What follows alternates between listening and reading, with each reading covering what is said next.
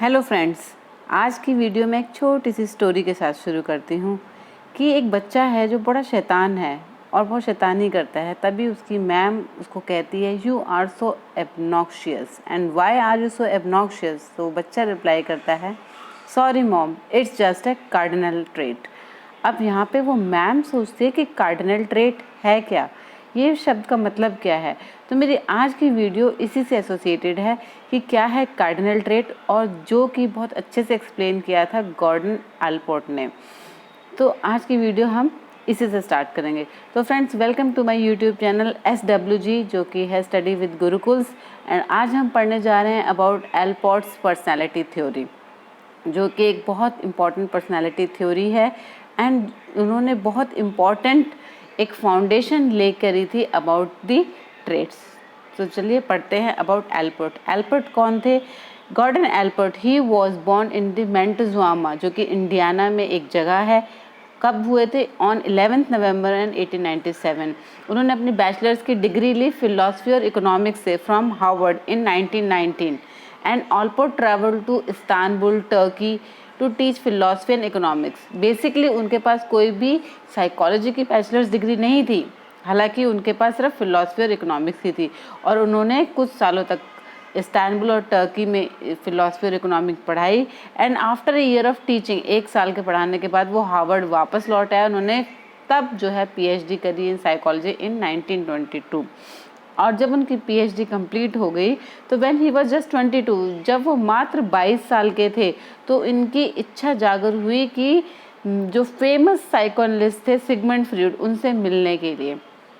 और उनसे मिलने के लिए वो वियना गए ऑस्ट्रिया में। और वहाँ पे एक बहुत इम्पॉर्टेंट इंसिडेंट उन्होंने अपने लाइफ का बताया है कि उन्होंने जब बात करी सिगमंड फ्रॉइड, तब उन्होंने बताया कि एक बच्चा है जो बहुत परेशान है और उसका इफ़ेक्ट बहुत उसकी माँ से प्रभावित हुआ है, अकेला रहता है। तो बेसिकली वो अपने बारे में बात कर रहे थे और सिगमंड फ्रॉइड ने जस्ट उनको बोला इज़ दैट यू। तो तब से एल्बर्ट का जो है उन पे बहुत प्रभाव पड़ा और उन्होंने अपनी जो सारी जो पर्सनालिटी ट्रेट्स थ्योरी पे वो रिसर्च करने लग गए और लग गए। तब उन्होंने ये थ्योरी दी अबाउट दी ट्रेट्स। तो Gordon Allport was one of the first modern trait theorist. And Allport and Henry Odbert ने बेसिकली क्या किया, he worked on the 2 major comprehensive dictionaries. उन्होंने 2 इंग्लिश डिक्शनरीज पे काम किया जो बहुत कॉम्प्रहेंसिव थी। एंड उनमें से 18,000 पर्सनैलिटी डिस्क्राइबिंग वर्ड्स निकाले ना। यहाँ पे पर्सनैलिटी डिस्क्राइबिंग वर्ड्स का मतलब है जो आपकी पर्सनैलिटी को दिखाता हो, जैसे कि आप बहुत हम्बल हैं, बहुत मॉडेस्ट हैं, बहुत हैप्पी रहते हैं या बहुत सैड रहते हैं, डेस्परेट, ऐसे वर्ड्स उन्होंने 1800 वर्ड्स निकाले जो कि आपकी पर्सनैलिटी को डिस्क्राइब कर सकते हैं। और इस लिस्ट से उन्होंने 4500 उसको और कम किया, और कम करके उन्होंने पर्सनैलिटी डिस्क्राइबिंग एडजेक्टिव्स निकाले which they considered as observable and relatively permanent personality traits. इसका मतलब क्या है, उन्होंने उसको आधा किया, 4500 किया। दैट मीन्स जो ऑब्जर्वेबल देख सकते हैं और रिलेटिवली परमानेंट ट्रेट्स हैं जो चेंज नहीं होते हैं, ऐसे 4500 वर्ड्स उन्होंने निकाले। तो उन वर्ड से क्या हुआ, ऑलपोर्ट ने he organize these traits into a hierarchy.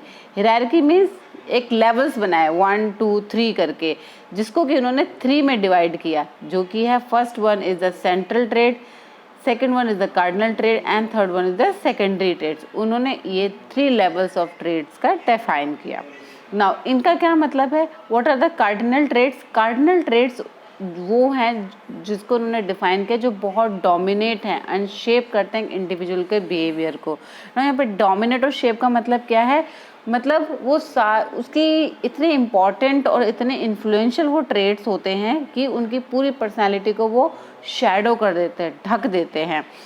जैसे कि फॉर एग्जांपल आप महात्मा गांधी को रिमेंबर करते हो तो कैसे करते हो कि he is the father of nation and उन्होंने नॉन वायलेंस की थ्योरी दी थी, वो नॉन वायलेंस में बिलीव करते थे। हालांकि उनकी और भी बहुत सारी पर्सनैलिटीज़ कैरेक्टरिस्टिक्स होंगे, बट जब भी आपको याद आता है तो आपको ये चीज़ें याद आती है क्योंकि उनकी इसी चीज़ को, उनकी सारी पर्सनैलिटी को डोमिनेट कर दिया। So cardinal traits, they are basically the ruling passions. They are so powerful इतने पावरफुल होते हैं कि पूरी शैडो कर देते हैं पर्सनैलिटी को। मगर few people have personality dominated by single trait, but कुछ लोग ही होते हैं जिनकी एक ही पर्सनैलिटी से, उनकी एक ट्रेट से उनकी पर्सनैलिटी डोमिनेटेड रहती है। बट जो personalities are typically compose of multiple traits, मगर जो पर्सनैलिटी होती है वो एक ट्रेट से नहीं बनती, बहुत सारे ट्रेट से मिलकर बनती है। सो फॉर एग्जाम्पल, आप सरदार वल्लभ भाई पटेल को जब सुनते हैं तो कैसे याद करते हैं, like iron man of India, मतलब स्ट्रॉन्ग मैन। तो इनकी एक जो पर्सनैलिटी कैरेक्टरिस्टिक जो हमेशा आपको याद रहता है डोमिनेट, वो कि ये he was a strong man. Next is Subhash Chandra Bose. जब आप इनका सुनते हैं तो आपको एक आर्मी मैन याद आता है, एक मिलिट्री मैन याद आता है, जिन्होंने हमारे देश को स्वतंत्र कराने में बहुत योगदान दिया। तो ये इनकी कुछ डोमिनेंट पर्सनैलिटी हैं जो कि कार्डिनल ट्रेट्स दिखाती हैं। Now let's discuss about this central traits. Now central traits क्या होती हैं? Central traits they come into the next into the hierarchy.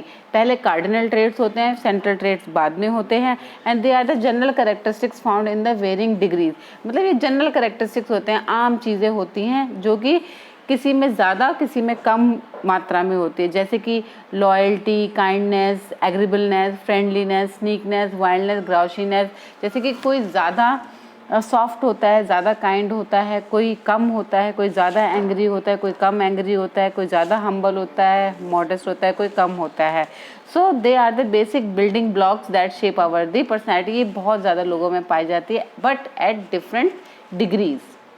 Now जो नेक्स्ट हायरार्की में आता है वो आता है secondary trait. Secondary trait they exist at the bottom of the hierarchy.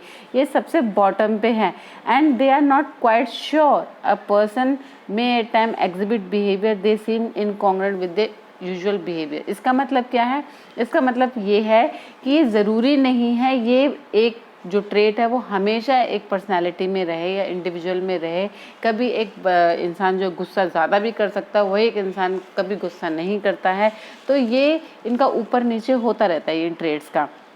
तो जैसे कि आपको फॉर एग्जांपल एक फ्रेंडली पर्सन है, वो उसको ज़्यादा गुस्सा नहीं करना चाहता, बट वो कभी कभी बहुत ज़्यादा गुस्सा हो जाता है जब उसको लोग टिकल करते हैं। वेयर एज जो एक एंग्शियस पर्सन है, बहुत नर्वस पर्सन है, वो बहुत नर्वस होता है पब्लिकली स्पीकिंग में, बट वो कभी कभी पब्लिक स्पीकिंग अच्छी कर जाता है। तो बेसिकली मतलब ये है कि ये जो सेकेंडरी ट्रेट हैं कभी किसी में ज़्यादा भी हो सकते हैं, कम भी हो सकते हैं, और एक ही टाइम पे ज़्यादा हो सकते हैं और अदर टाइम में कम हो सकते हैं, डिपेंडिंग ऑन दिस सिचुएशन। तो these are the secondary traits. For example Rahul Dravid, आप अगर क्रिकेट देखते हैं तो आप इनसे भली भांति वाकिफ़ होंगे कि कौन है। ये बहुत पीसफुल, बहुत अच्छे से खेलते हैं, आक्रामक नहीं खेलते हैं, मगर ऐसा नहीं है कि इन्होंने कभी आक्रामक खेला ही नहीं है। जैसे कि टेस्ट मैचेस में बड़े पीसफुली खेलते हैं, बट जब ये वनडेज में आ जाते हैं तो थोड़े बहुत आक्रामक हो भी जाते हैं। Another example is the Yuvraj Singh. ये भी एक क्रिकेटर, एक दिग्गज क्रिकेटर हैं जो कि बहुत एग्रेसिव खेलते हैं, बट ऐसा नहीं है कि हमेशा ही एग्रेसिव खेलते हैं, कभी कभी ये सोच समझ के और शालीनता से भी खेलते हैं। तो मेरा बेसिकली कहने का मतलब ये था सेकेंडरी ट्रेट्स का, कि ज़रूरी नहीं है एक ट्रेट हमेशा ही रहे, जैसे कि हमेशा ही एग्रेसिव रहे, ऐसा नहीं है। कभी एग्रेसिव और कभी कम एग्रेसिव भी खेल सकते हैं। तो दिस नेक्स्ट जो गॉर्डन एल्पोर्ट ने बताया, वो बताया उन्होंने जीनोटाइप्स और फिनोटाइप्स के बारे में। उन्होंने बताया कि there are some internal and external factors which influence the individual behaviour and personality, and उनको उन्होंने नाम दिया genotypes and phenotypes. Now genotypes क्या है? उन्होंने बोला दे आर द इंटरनल, ये अंदरूनी फोर्सेज हैं that relate to how person retains the information and uses to interact with the person. मतलब कैसे एक इंसान जो है सारी इन्फॉर्मेशन स्टोर करके रखता है और उस हिसाब से वर्ल्ड के साथ बात करता है या इंटरेक्ट करता है। Whereas phenotypes are the external forces that relate to the way an individual accept his or her surrounding and how other influence his or her behaviour.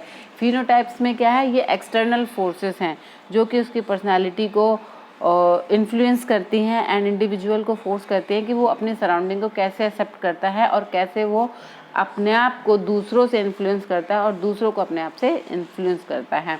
तो ये गॉर्डन एल्पोर्ट ने बताया था जीनोटाइप्स और फिनोटाइप्स के concept. तो friend, this was about the Gordon Allport theory of central, cardinal and secondary traits, phenotypes and genotypes. Hope आपको समझ में आई होगी। अगर आपको समझ में आती है और मेरी वीडियोस अच्छी लगती है तो प्लीज़ शेयर एंड सब्सक्राइब करना ना भूलिए, and Thank you for watching my video.